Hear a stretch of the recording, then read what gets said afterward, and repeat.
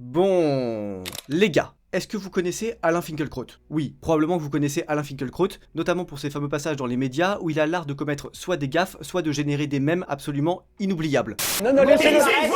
Tout de suite, là Ah bah Ça a oui. commencé Bah oui, ça a commencé. L'émission a commencé Bah, on est à l'antenne depuis 5 minutes. Excusez-moi, je ne savais pas.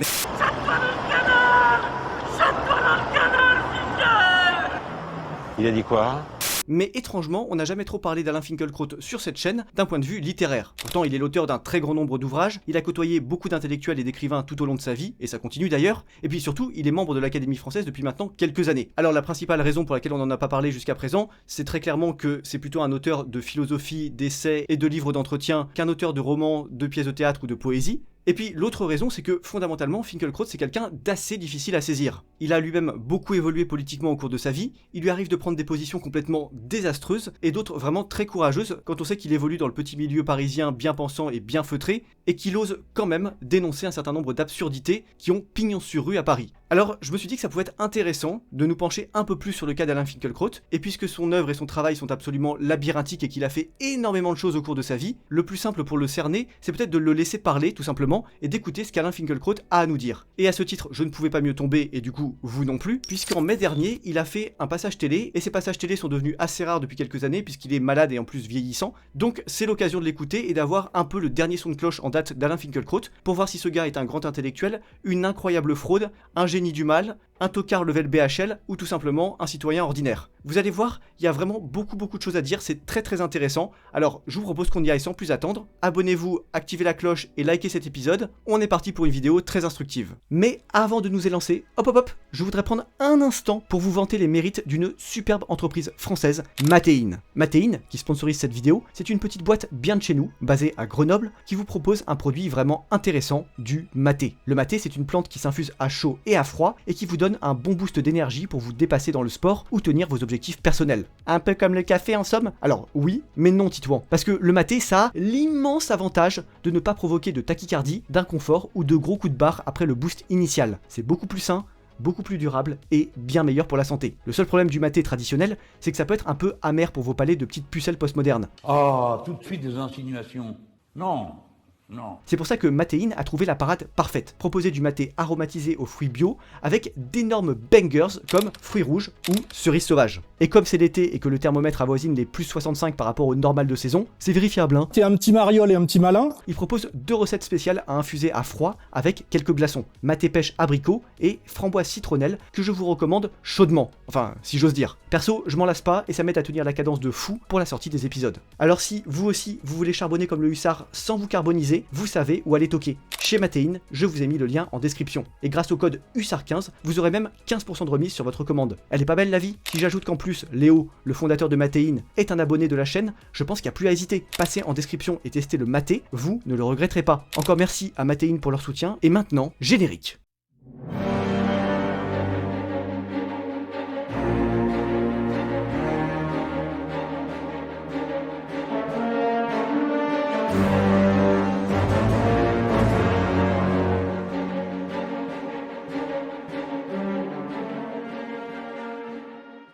Bon alors vous me connaissez et vous connaissez le principe de ce genre de vidéo, on va commencer par préciser un peu le contexte dans lequel a été enregistrée cette émission. Donc c'est une émission qui date du 11 mai dernier, le 11 mai 2026, qui s'appelle En Société et qui a pris place sur France Télévisions. Alors l'intérêt de cette émission normalement c'est de faire venir des gens qui vont débattre de sujets de société, de sujets d'actualité, en décentrant un peu et en prenant un peu plus de recul, un peu finalement comme les vidéos du Hussard, mais avec quand même moins de fond, moins de punchline, et plus de journalistes subventionnés. Et dans le cadre de cette émission, Alain Finkielkraut était invité pour présenter son dernier essai qui s'appelle Le cœur lourd, qui consiste en une série d'entretiens dans lesquels Finkielkraut porte un diagnostic sur la société française, sur l'état du pays et sur son avenir. Bon, c'est un peu la spécialité de Finkielkraut, ça fait 30 ans qu'il fait ça, mais c'est en général quand même intéressant et surtout c'est très éclairant pour voir ce qu'il pense en matière politique et en matière sociétale et pour voir s'il arrive à faire dialoguer sa grande connaissance littéraire avec les enjeux du temps. Alors bah écoutez, on va voir ce que ça donne, je vous propose qu'on se lance sans plus attendre. Finkielkraut contre le monde moderne, c'est parti.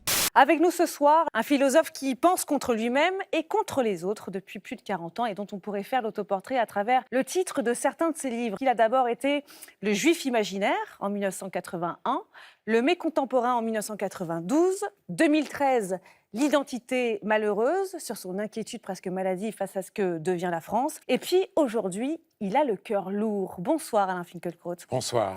Alors la démarche de la journaliste, franchement je vais pas taper dessus parce que pour une fois c'est vraiment intéressant. Effectivement Alain Finkielkraut c'est quelqu'un qui a beaucoup évolué et beaucoup pensé de choses différentes tout au long de sa vie. Il faut savoir qu'il a un destin assez particulier. Ses deux parents ont été déportés dans le cadre de la Shoah et ils ont tous les deux survécu au camp de concentration. Donc déjà autant vous dire que ça fait un sacré destin. Ensuite ils sont venus vivre en France sans avoir la nationalité française et Finkielkraut est né en 49 et toute la famille a été naturalisée en 1950. Ce qui veut dire que déjà ils ont un rapport assez particulier à la France en tant que pays et à la langue française, puisque Finkielkraut c'est quelqu'un qui a grandi dans l'idée que la France était le pays qui avait accueilli sa famille après les tourments de la Shoah. Donc déjà vous ne pouvez pas comprendre Finkielkraut si vous comprenez pas qu'il sera toujours favorable à la protection des minorités juives en France et à l'existence d'un État israélien sur la scène internationale. Ça veut pas forcément dire qu'il soutient aveuglément tout ce qui se passe en Israël et que c'est un va-t-en-guerre contre la Palestine par exemple, mais ça veut dire que si vous êtes dans la logique de vouloir abolir totalement l'État israélien, Finkielkraut ne pourra pas être dans votre camp. Non, j'ai pas d'amis. La deuxième chose qui est vraiment intéressante, c'est que Finkielkraut, c'est quelqu'un qui a pratiqué la langue française toute sa vie. Il a fait des grandes études, d'abord à Henri IV, puis à l'École normale supérieure. Il est agrégé de lettres modernes, il a enseigné la littérature française un peu partout dans le monde,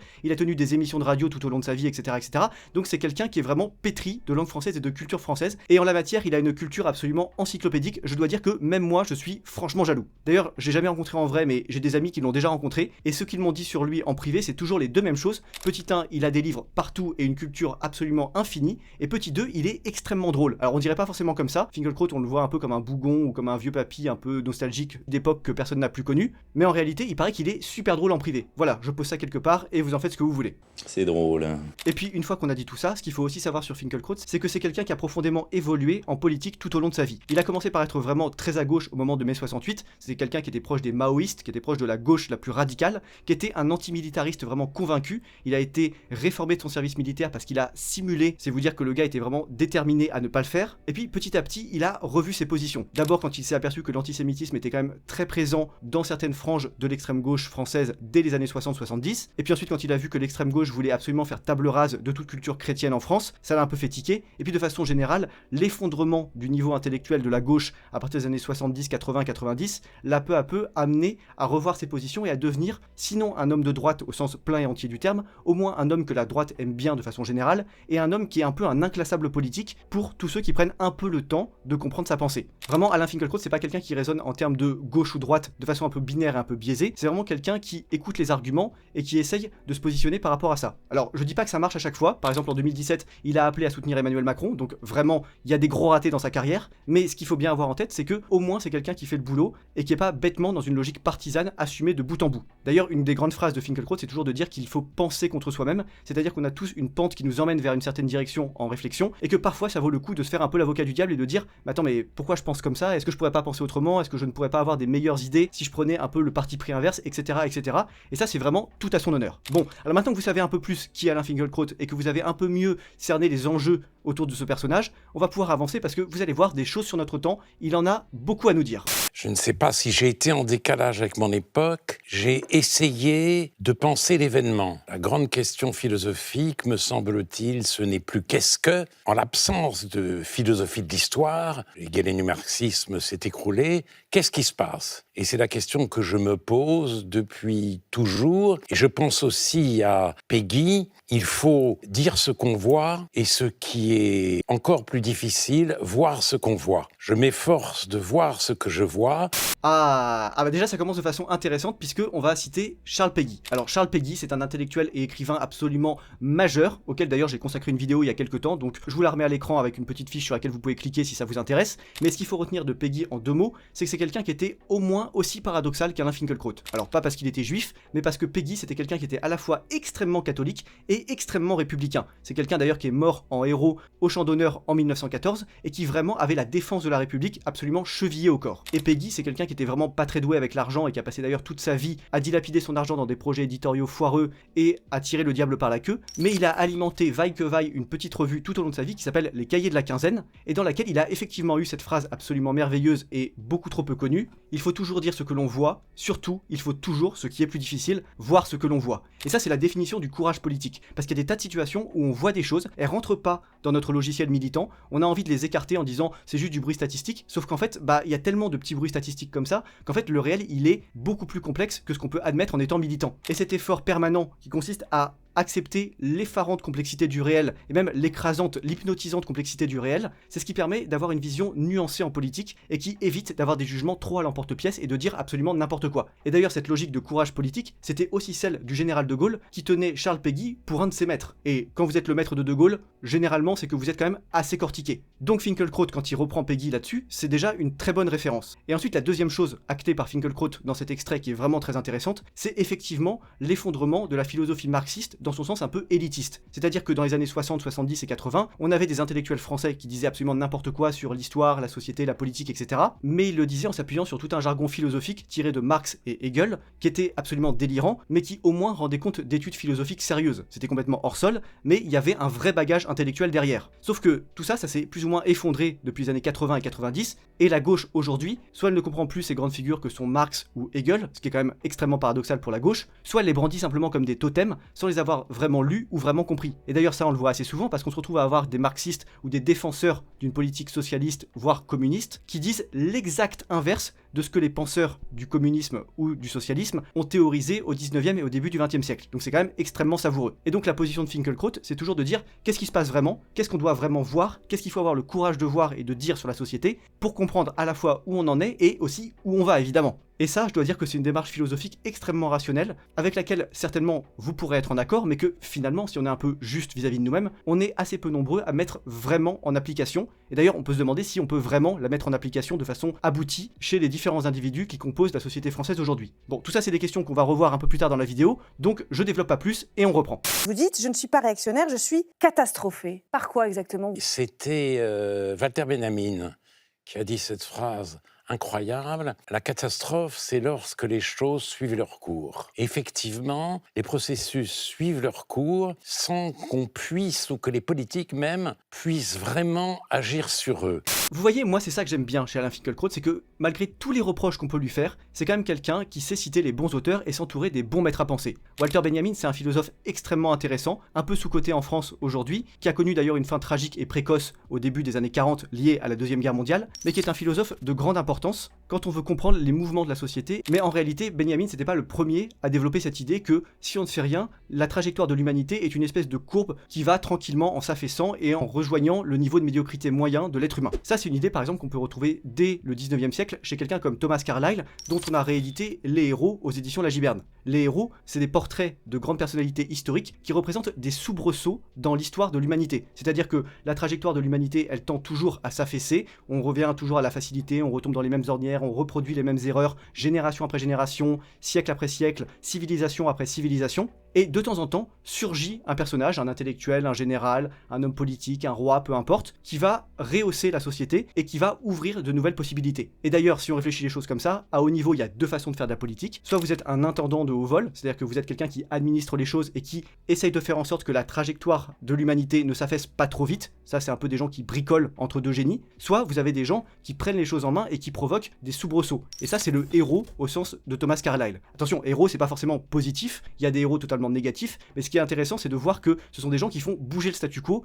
et qui remettent en cause l'équilibre de la société. Alors si ça vous intéresse de creuser un peu plus ce sujet-là, je vous rappelle que Les Héros de Thomas Carlyle, et d'ailleurs tout le reste de la collection Héritage, est disponible à la Giberne, et que c'est votre soutien qui fait vivre la collection, et plus généralement qui fait vivre la Giberne et l'édition indépendante. Mais pour en revenir à Alain Finkielkraut, ce qui est très intéressant, c'est qu'une constante de sa pensée, c'est d'être très critique vis-à-vis des mouvements de société et des événements à la mode. C'est quelqu'un qui a été complètement vacciné par mai 68, parce qu'il a appris que mai 68, sous des dehors extrêmement positifs et extrêmement charmants et bienveillants, était en réalité une entreprise pour saper la société occidentale et toutes les valeurs de la société occidentale de fond en comble. Et donc, par réaction, au sens chimique du terme, c'est quelqu'un qui, aujourd'hui, se méfie de tous les progrès, de toutes les avancées, de tous les sujets à la mode, parfois à tort et souvent à raison. Et vous allez voir, on va le laisser développer un petit peu, mais il a quand même de bonnes raisons d'être un peu sceptique. Il y a le processus technologique, ça c'est tout à fait clair, l'intelligence artificielle, Qui vous qui est en inquiète. train de remplacer la pensée humaine. L'humanité devient obsolète, elle va être évacuée du travail alors qu'elle ne sait plus quelles sont les activités qu'elle pourrait avoir pour vivre sans travail.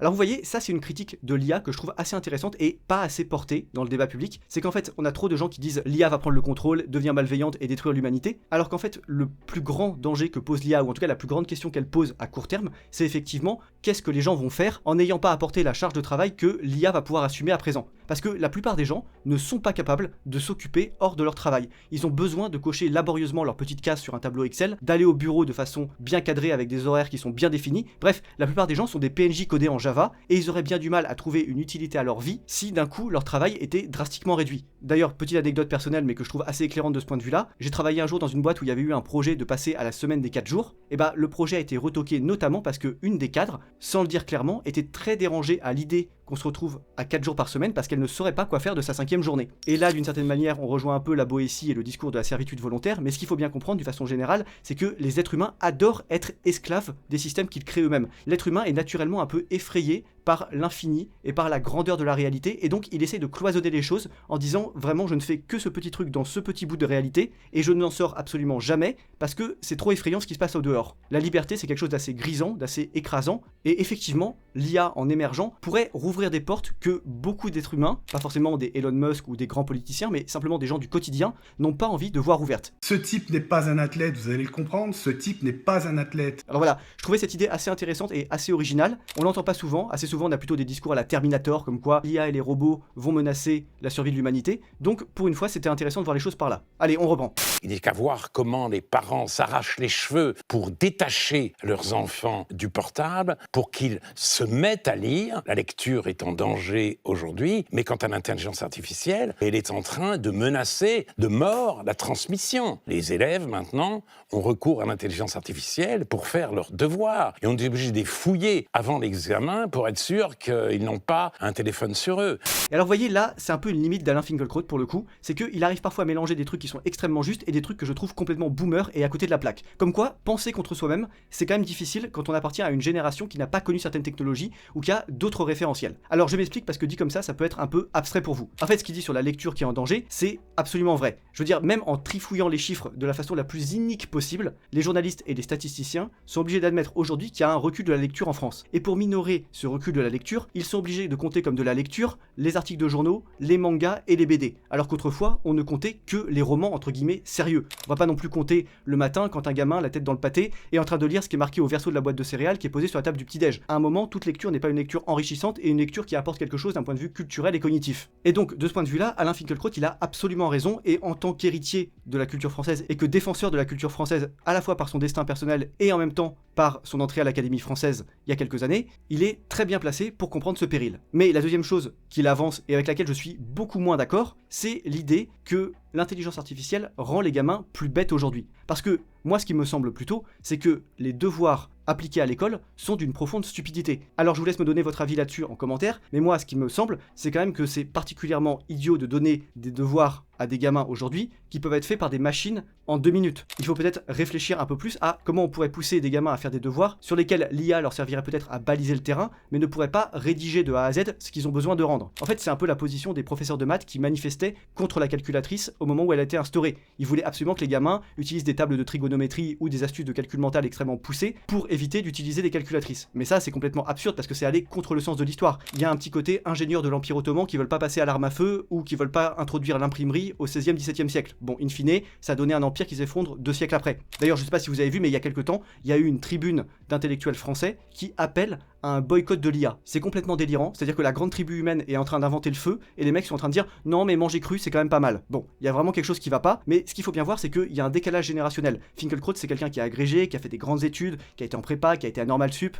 qui a enseigné dans des grandes facs à travers le monde, donc c'est quelqu'un qui est très attaché au travail intellectuel brut et au devoir à l'ancienne, à la transmission très verticale avec un maître et des élèves. Ça c'est quelque chose que je peux comprendre, mais pour le coup il n'est pas forcément en mesure de remettre pleinement en question ce qui est transmis entre ce maître et ses élèves de façon très verticale. C'est quelqu'un qui a un rapport à la hiérarchie assez frappant, quand on sait qu'il n'a pas fait son service militaire, et qui du coup n'arrive pas à penser ce qui doit être transmis entre le maître et les élèves. Alors évidemment, c'est un peu abstrait quand je le dis comme ça, et je suis pas du tout un spécialiste en pédagogie, donc je pense que c'est un champ de réflexion absolument majeur et massif, et j'ai pas de réponse toute prête à vous apporter. Mais je trouvais comme ça intéressant de voir que, même en pensant contre lui-même, il y a le côté un peu boomer et le côté un peu grand-père qui reprennent in fine le dessus. C'est assez original. Allez, on reprend. Si vous voulez, nous disions en 68, cours camarade, le vieux monde est derrière toi. Et puis je me suis aperçu que le vieux monde ne pesait pas sur moi. Le vieux monde n'était pas nocif, il était au contraire fragile, il était au contraire périssable. Je plaide, si vous voulez, pour le maintien de ce vieux monde.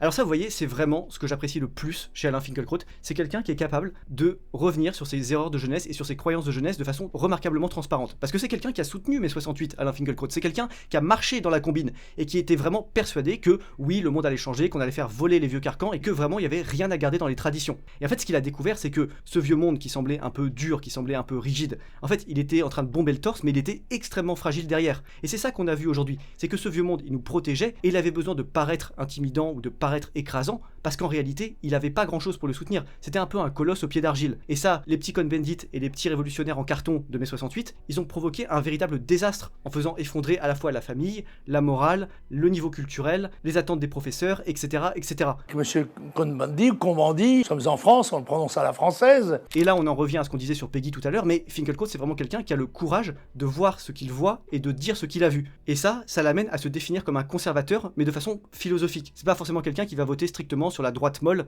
à chaque échéance électorale. D'ailleurs, je sais même pas si Finkielkraut continue à voter parce que je le crois un peu trop malin pour marcher encore dans cette combine aujourd'hui. Mais je trouve vraiment intéressant de voir que quelqu'un est capable d'évoluer, de se remettre en question et d'apprendre de ses erreurs aujourd'hui. Et ce qui est particulièrement notable, c'est que Finkielkraut, c'est sociologiquement un authentique boomer. C'est quelqu'un qui est né en 1949, donc entre 1945 et 1961. Donc vraiment, on est en plein dedans et c'est quand même quelqu'un qui a fait l'effort de penser un peu autrement. Alors, on voit que c'est pas parfait, on voit qu'il reste des scories et des approximations pour comprendre la réalité, mais on est quand même infiniment plus loin que la moyenne des boomers français. Et je dois dire, quand j'entends ça, que je ne comprends pas forcément pourquoi Finkielkraut est toujours aussi décrié. Parce qu'il y a quand même beaucoup de gens qui lui crachent au visage en ne connaissant entre rien et pas grand-chose de tout ce qu'il fait. J'ai l'impression que Finkielkraut, c'est quand même quelqu'un qui a beaucoup pâti de ses petites sorties médiatiques ou de ses petits ratés sur les plateaux télé, d'une part, et puis d'autre part de ses positions favorables à la fois à l'interventionnisme militaire français dans les années 90 et de ses positions favorables à l'État d'Israël à partir des années 2000. Alors là-dessus, je me garderais bien de me positionner moi-même, mais ce qu'il faut bien voir, c'est le Finkielkraut d'aujourd'hui. Est-ce qu'il a quelque chose d'intéressant à nous dire et est-ce qu'il est capable de faire son mea culpa là où il s'est trompé avant?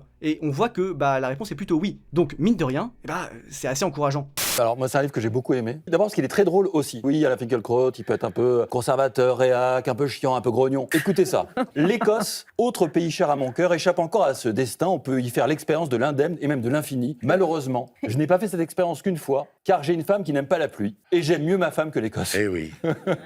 Vous voyez, j'avais pas menti, le mec peut être assez rigolo. Finkielkraut, c'est vraiment quelqu'un qui a un peu deux visages. Il est capable à la fois de faire des petites blagues rigolotes, c'est vraiment le bon prof de ce point de vue-là, et en même temps il est capable de tenir des discours très noirs sur l'évolution de la France, sur le déclin de la France, sur peut-être la France qui est déjà perdue, parce que Finkielkraut c'est quelqu'un qui croit qu'on ne reviendra pas à la France d'avant mai 68, qu'on ne retrouvera jamais cette France-là et que peut-être il faut penser à construire autre chose et réfléchir autrement à comment la France peut se développer. Bref, c'est quelqu'un qui est à la fois dans la posture d'un humoriste en privé et en public dans la posture d'une Cassandre, c'est-à-dire d'un oracle qui annonce des catastrophes à venir, qui se réalisent et que personne n'a envie de croire. Et ça, je pense que c'est encore un autre élément qui explique pourquoi ce type est aussi décrié. Il est décrié tout simplement parce qu'il annonce des choses qui ne sont pas plaisantes. C'est un peu le médecin qui vient avec un diagnostic qu'on n'a pas envie d'écouter. Alors bref, je trouvais ça assez intéressant de mettre ça en regard avec sa drôlerie en privé qui transparaît un peu ça et là dans ses bouquins. On reprend.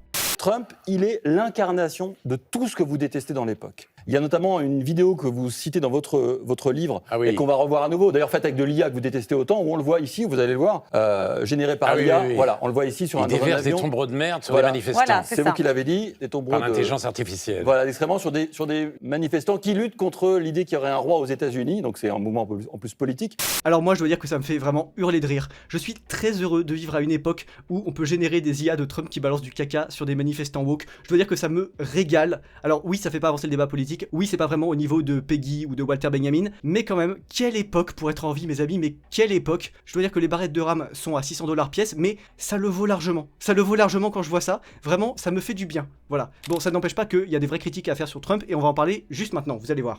Et pour autant, et c'est là le paradoxe que vous notez, je vous cite, nous devons vivre aujourd'hui avec ce paradoxe insoutenable, la civilisation occidentale représentée et défendue par un homme inculte, brutal, sans surmoi, décivilisé. Oui, bien sûr.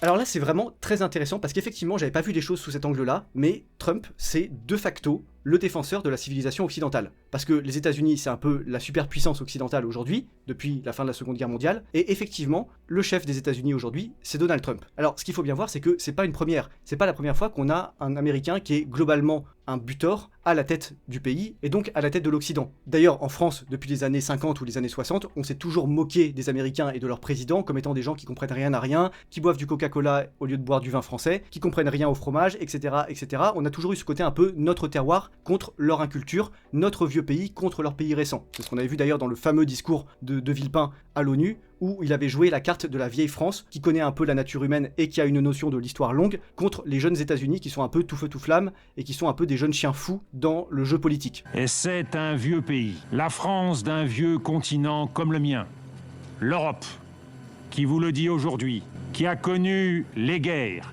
l'occupation, la barbarie, un pays qui n'oublie pas et qui sait tout ce qu'il doit aux combattants de la liberté venus d'Amérique et d'ailleurs, et qui pourtant n'a cessé de se tenir debout face à l'histoire et devant les hommes. Mais dans la perspective d'Alain Finkielkraut, ce qu'il faut bien voir, c'est que quand on est quelqu'un qui défend la culture française, qui défend la littérature française, qui défend les grands auteurs, qui défend les grandes idées à travers les siècles, effectivement, ça fait un peu mal de voir Donald Trump en bout de course être votre représentant, ou en tout cas, votre représentant politique. Faut quand même se dire que pendant très longtemps en Europe, il y avait une tradition de vouloir des princes qui soient lettrés, qui soient des défenseurs des arts et des lettres, et qui s'intéressent à la vie intellectuelle du pays. Quand l'Académie française a été fondée, elle a par exemple été placée sous le patronage de Richelieu, qui était le ministre principal de Louis XIII. Au Moyen-Âge et à la Renaissance, on avait aussi une tradition de produire des livres pour éduquer les princes et leur enseigner à être vertueux. C'est quelque chose qu'on retrouve chez Bossuet par exemple, mais qu'on peut aussi retrouver un peu partout dans le monde en général. Par exemple, dans le monde islamique, il y avait la tradition de ce qu'on appelait les miroirs aux princes. C'était des ouvrages, sous forme un peu de manuels, qui étaient adressés aux jeunes princes pour leur apprendre comment bien diriger et être vertueux. Et même si vous prenez les plus grands ouvrages de la littérature européenne d'autrefois, comme Le Prince de Machiavel, ou même des choses qui n'ont rien à voir avec la politique à strictement parler, comme les poésies de Ronsard ou de Du Bellay par exemple, il y a toujours quelqu'un à qui ce texte est adressé. Il y a toujours un dédicataire. Et cette personne, c'est toujours un grand prince ou une princesse qui a soutenu les arts et qui a montré beaucoup de bienveillance vis-à-vis de l'auteur. Donc Finkielkraut, c'est quelqu'un qui est un peu nostalgique de cette époque-là, de l'époque où les hommes politiques et les puissants étaient obligés de réfléchir un peu à ce qui se disait dans le monde de l'art et de la culture. Et la question qu'on peut se poser, c'est pourquoi ça a changé? Comment est-ce qu'on est arrivé jusqu'à Donald Trump? Alors, il y a évidemment plein de raisons, mais il faut quand même dire une chose, c'est que le monde de la culture s'est fait lui-même beaucoup de mal au cours des derniers 50 ou 70 ans, avec des expérimentations formelles de plus en plus hasardeuses qui ne disent plus rien de l'époque et qui se perdent dans une espèce de recherche de forme au détriment du fond, avec des auteurs qui ont de moins en moins de culture et qui comprennent de moins en moins les enjeux littéraires sur le temps long dans lesquels ils sont censés s'inscrire, et puis aussi avec des processus éditoriaux qui ont commencé à mettre à égalité des choses qui ne se valent absolument pas. Je veux dire,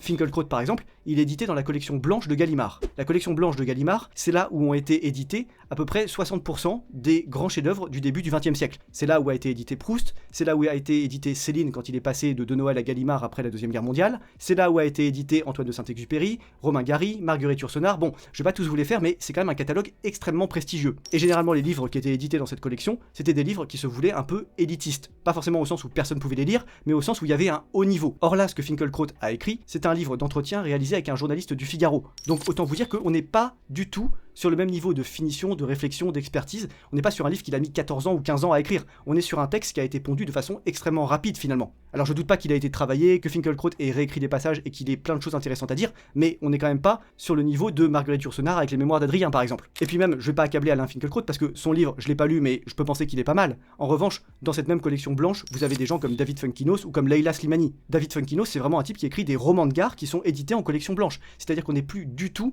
dans de la grande littérature ou dans des choses qui peuvent rendre compte de l'avenir de la société française. C'est vraiment au mieux des livres qui sont faits pour se détendre sur la plage l'été. Et donc, cette espèce de mise à niveau de trucs qui sont complètement incomparables dans l'absolu, elle a brouillé les cartes du jeu culturel français. Et donc aujourd'hui, pour un président, un homme politique, un ministre, un maire, un député, peu importe, choisir ses maîtres dans la sphère intellectuelle française, c'est devenu extrêmement difficile. D'ailleurs, on a parlé de François Sureau sur cette chaîne, et on avait évoqué un peu ses liens avec Emmanuel Macron. C'est un peu la situation qui s'est produite. Macron, il s'est dit, François Sureau est intelligent, on peut parler avec lui, et en fait, aujourd'hui, on voit qu'ils ont des rapports de plus en plus distants et éloignés, parce qu'ils n'arrivent plus à se comprendre, et ils ne parlent littéralement plus la même langue. François Sureau, c'est quelqu'un qui parle le langage de la liberté et qui défend la grande littérature, tandis que Macron, c'est un pion du mondialisme qui défend une vision complètement intégriste de la construction européenne, ce qui est extrêmement incompatible. Donc bref, il y a vraiment tout dans cette situation pour perdre quelqu'un comme Alain Finkielkraut, et c'est quand même assez frappant à constater. Donald Trump, c'est le seul homme d'État de l'histoire qui pratique quotidiennement le culte de sa personnalité. Mais d'un autre côté, il a tordu le bras aux protagonistes de la guerre à Gaza pour obtenir un cessez-le-feu. Il a fait arrêter Maduro au Venezuela, et les prisons vénézuéliennes se vident aujourd'hui.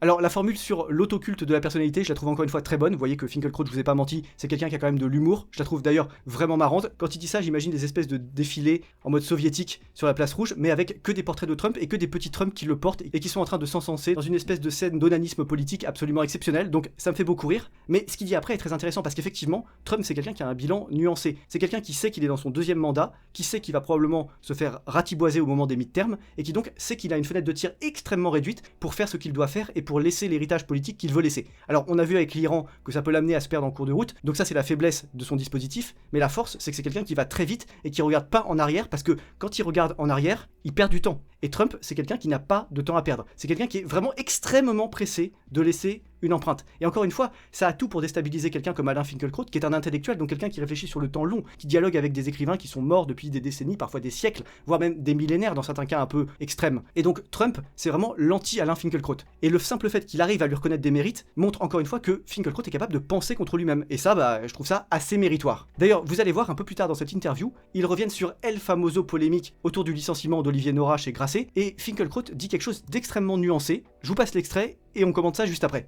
Comment vous regardez ce moment-là de bataille culturelle et est-ce que vous avez une position, vous, là-dessus ? L'éviction d'Olivier Nora, que je connais depuis très longtemps, est brutale, indigne et même scandaleuse. De là à penser que le fascisme est à nos portes, il y a un pas que je me garderai de franchir. Le rapport à l'oncle sur le service public. Mathieu Pigasse est mis en cause dans ce rapport pour effectivement sa société de production qui vend des émissions très chères au service public. Mathieu Pigasse est copropriétaire du Monde. Je ne veux pas vivre, si vous voulez, dans un monde qui serait coincé entre ces deux empires. Alors vous voyez, c'est intéressant parce que sa position, elle est vraiment nuancée. Bon, faut savoir que Finkielkraut, c'est quelqu'un qui est très lié à la famille Nora. Je sais pas si vous le savez, mais quand on rentre à l'Académie française, on est reçu par un autre académicien qui prononce un discours de bienvenue en votre faveur. Et bah la personne qui a prononcé le discours de bienvenue en faveur d'Alain Finkielkraut quand il est rentré, c'est Pierre Nora, qui est donc l'oncle d'Olivier Nora, le président de Grasset qui s'est fait débarquer par Bolloré. Donc c'est quelqu'un qui, de toute façon, va forcément prendre le parti des Nora dans cette crise éditoriale. Bon, ça c'est la première chose. Deuxième chose, c'est que, à titre personnel, il n'a pas de billes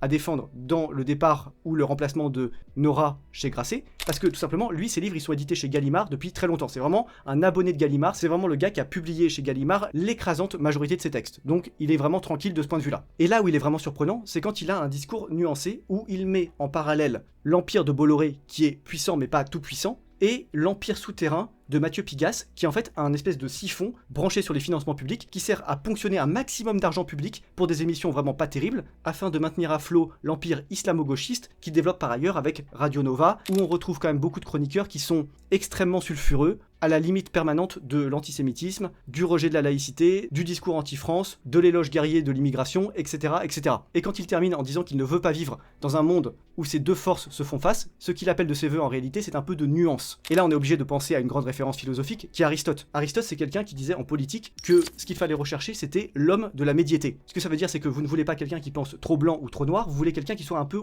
au milieu. Alors ça veut pas forcément dire un centriste, parce que sur certains sujets, on peut être vraiment marqué, dans un sens ou dans l'autre, en fonction des circonstances. Mais c'est quelqu'un qui pèse vraiment les éléments et qui les regarde vraiment pour ce qu'ils sont. Alors je vais pas vous faire un cours de théorie politique ici, mais encore une fois, c'est du bon sens qu'il dit là. Et vraiment, je me dis que tous les gens qui tapent sur Alain Finkielkraut sont des gens qui n'ont pas écouté ce genre d'intervention. Et encore une fois, je ne vous dis pas que le gars est parfait et n'a absolument rien à se reprocher. Je dis qu'on n'est pas du tout sur l'espèce de simplet ou d'hystérique qu'on a beaucoup vendu année après année dans les discours gauchistes sur internet. Alors bon, je propose qu'on s'arrête ici pour cette vidéo, mais tout ça ne doit pas vous empêcher de donner un peu d'importance à ce qu'a dit Finkielkraut en allant le lire et lire les auteurs qu'il cite. Alors évidemment, on a cité Charles Péguy, donc je vous recommande de lire du Charles Péguy. On a cité du Walter Benjamin, donc je vous recommande de lire du Walter Benjamin. Et puis on a cité évidemment du Alain Finkielkraut. Et bah je vous recommande de lire certains ouvrages de Finkielkraut. Alors pas le dernier parce que je l'ai pas lu donc je peux pas savoir ce qu'il vaut, mais je vous ai mis quelques références en description de la vidéo. Si vous voulez passer en description et cliquer dessus, bah ça vous coûte pas plus cher mais ça soutient la chaîne, alors vous pouvez vous faire plaisir. D'ailleurs, j'en profite encore pour le rappeler, mais si vous cherchez un lien que j'ai évoqué dans une autre vidéo et sur lequel vous n'arrivez pas à remettre la main, Julien, un abonné que je remercie, a codé un petit site qui permet d'agglomérer tous les liens et de retrouver en 2 clics le lien qui vous intéresse. Voilà, encore une fois, c'est un moyen de soutenir la chaîne, ça vous coûte pas plus cher et le lien vers ce petit site se trouve lui aussi en description, juste à côté du lien pour les bouquins et du lien pour la Giberne parce que, bien sûr, je vous recommande aussi de lire ce qui se passe à la Giberne. Pour la rentrée littéraire, on va sortir un livre qui résonnerait vraiment avec les sujets politiques évoqués par Alain Finkielkraut dans cet entretien, mais malheureusement, je peux pas encore vous en parler, on se retrouve dans quelques semaines pour en dire un peu plus. D'ici là, vous avez quand même des choses intéressantes pour étudier l'état actuel de la France et l'évolution du niveau intellectuel dans le pays, avec Pays réel de votre serviteur, avec Objectif 23 d'Aurélien Chrétien, ou encore avec Les héros de Thomas Carlyle, que j'ai cité tout à l'heure et vers lequel je vous encourage vraiment à vous tourner. Bon, et puis petite recommandation bonus qui a pas grand chose à voir avec ça, mais qui peut quand même vous être très utile. Comme je sais que l'été, c'est le moment où vous avez plus de temps et le moment où certains d'entre vous vont se lancer dans des projets d'écriture, bah regardez aussi ce qui se passe du côté d'Antoine Albala avec L'art d'écrire, un super manuel d'écriture écrit par l'un des plus grands connaisseurs de la stylistique française du début du XXe siècle, qui vous guide de A à Z pour construire un style et une intrigue qui soient un peu plus respectables que ce que fait David Funkinos par exemple. Voilà, tous les liens sont en description, venez vous régaler, lisez de bons livres et ne subissez pas de plein fouet la testicroustisation de la société française, et on se retrouve en conclusion. J'ai les copies de page écran.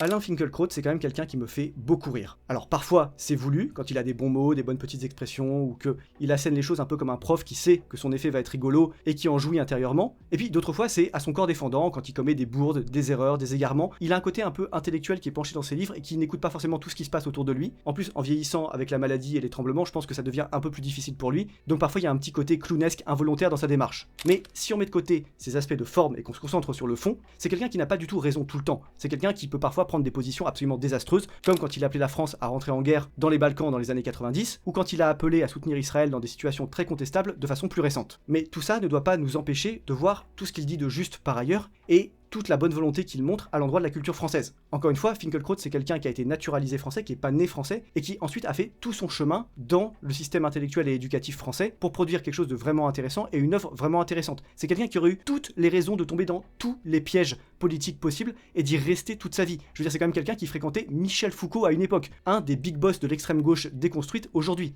Et bah ça l'a pas empêché de se reprendre en main et de fustiger à la fois Trump d'une part et d'autre part les erreurs du wokisme qui sont directement héritées de la French Theory, insufflé par Michel Foucault et d'autres dans les facs américaines au cours des années 70 et 80. Donc bref, Finkielkraut fait preuve de nuance et d'évolution, peut-être que vous aussi, si c'est pas déjà le cas, vous devriez faire preuve de nuance et d'évolution sur ce personnage. Voilà, ça c'était ma petite recommandation personnelle, vous faites ce que vous voulez et j'ai hâte de voir votre avis en commentaire. Je vous rappelle que vous pouvez vous abonner, liker cette vidéo si elle vous a plu et la faire tourner aux amis, ce qui aide vraiment beaucoup pour le référencement et le rayonnement de la chaîne. Je sais que je le dis un peu à chaque fois, mais c'est pas une formule creuse. Vraiment, ceux qui font l'effort de le faire découvrir autour d'eux, merci beaucoup, vous êtes vraiment des champions. Pour finir cette vidéo, je vous rappelle que vous pouvez vous procurer du super maté bio aromatisé aux fruits et gagner en productivité grâce à Matéine, le partenaire de cette vidéo, que vous retrouverez dans le lien en description. Foncez les voir les gars, ils le méritent bien. Voilà, sur ce, moi je vous dis à très vite pour de nouvelles vidéos, et d'ici là, portez-vous bien. Allez, chargez les gars!